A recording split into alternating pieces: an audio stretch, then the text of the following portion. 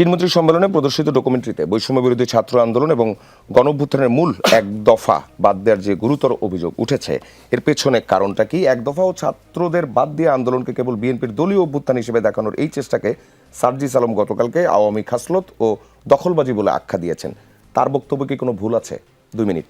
না, এইটা আসলে ডকুমেন্টারিটা তৈরি করেছেন যারা, এখানে আমার মনে হয় যে কোনো রাজনৈতিক প্রভাব ছিল না, বা রাজনৈতিক ব্যক্তিরা যারা রাষ্ট্রীয় শাসন ব্যবস্থার সাথে জড়িত আছেন, অর্থাৎ মন্ত্রী পরিষদের সদস্য বা অন্য কোনো ব্যক্তিরা, তারা আসলে সরাসরি এটা প্রত্যক্ষ করেছিলেন কিনা সেটা নিয়ে আমার একটা প্রশ্ন আছে। কারণ তারা যদি এটা আসলে সরাসরি প্রত্যক্ষ করে থাকেন বা তাদের নির্দেশ হয়ে থাকে তাহলে দুঃখজনক, কিন্তু আমার বিশ্বাস তা হয় নাই।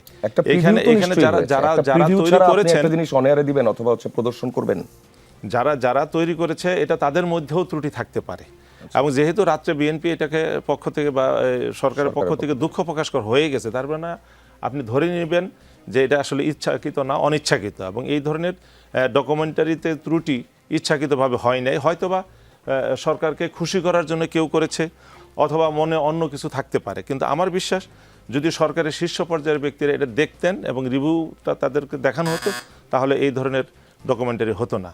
এবং যেহেতু দুঃখ প্রকাশ করা হয়ে গেছে, আমার মনে হয় এটা এখানে সমাপ্তি হয়ে গেছে। জি, সার্জিস আলম, মন্ত্রণালয়ের যে তথ্যচিত্র হট্টগোলের পর রাতের দুঃখ প্রকাশ করে বিবৃতি দেওয়া, তারা তথ্যচিত্রটি সংশোধন করে আবারও প্রচার করবে বলছে। ইস্যুটা কি ফাইনালি সেটেলড হলো অথবা থামলো, যেটা মোহাম্মদ আলী ভাই দাবি করছেন? আমরা আমাদের জায়গা থেকে আমরা আমাদের জায়গা থেকে এটা বলেছি, যেহেতু তারা ভুল করার পরে ভুল স্বীকার হয়েছে, আমরা এই জিনিসটা নিয়ে আর কথা বাড়াতে চাই না। তবে আমরা এই জিনিসটাকে একটা সিমটম হিসেবে দেখতে চাই যে আমরা এই 6 মাসে যতটুকু অবজার্ভ করলাম যে বিএনপির মধ্যেও আমরা দুইটা পক্ষ দেখি। একটা পক্ষ যারা এতদিনের লম্বা সময়ের সাফারার, যারা জুলাইও মাঠে ছিল এবং যারা জুলাইটাকে ধারণ করে। আবার আরেকটা পক্ষকে আমরা দেখি যারা এই জিনিসটা, মানে এই যে আকাঙ্ক্ষাটা, এটা নিয়ে এত একটা বেশি কনসার্ন না। আমরা একটা পক্ষ দেখি যেই পক্ষটা এখনও একটু যে আধিপত্যবাদ, স্পেশালি ভারতীয় আধিপত্যবাদ, এটার দিকে একটু ঝুঁকে থাকে। আবার আরেকটা পক্ষ দেখি যেই পক্ষটা আসলেই মেজর জিয়ার যে জাতীয়তাবাদ, ওই জিনিসটাকে ধারণ করার চেষ্টা করে। তো এটা হচ্ছে জাস্ট একটা এক্সাম্পল। সেম এটা ধরেন মন্ত্রণালয়ে ওই রকম কিছু মানুষ আছে, এটা কিন্তু একটা দায়িত্ব নিতে হবে। আমরা ওইটা নিয়ে বেশি কথা বলতে চাই না, কিন্তু এই দায়িত্বটা নিতে হবে। ফার্দার ওই মন্ত্রণালয়ে এরকম অনেকে আছে যারা বিএনপির কিছু মন্ত্রীকে বা যারা পলিটিশিয়ান তাদেরকে খুশি করে এরকম অনেক কিছু করতে চাইবে। হয়তো এটা প্রতিবাদ করেছে, আগামীতে এমন অনেক কিছু হয়তো চোখের বাইরে দিয়ে চলে যেতে পারে, প্রতিবাদ না হতে পারে। সেই জায়গাটা ঠিক রাখার দায়িত্বটা বিএনপিকে তাদের জায়গা থেকে নিতে হবে।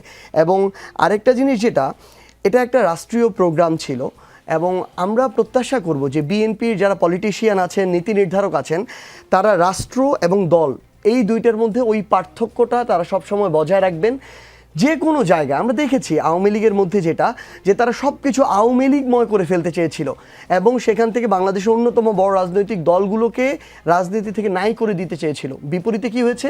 আওয়ামী লীগ রাজনীতি থেকে নাই হয়ে গিয়েছে, কিন্তু যারা মজলুম রাজনৈতিক দল ছিল তারা কিন্তু এখন ধীরে ধীরে মেইন স্ট্রিম হয়ে গিয়েছে।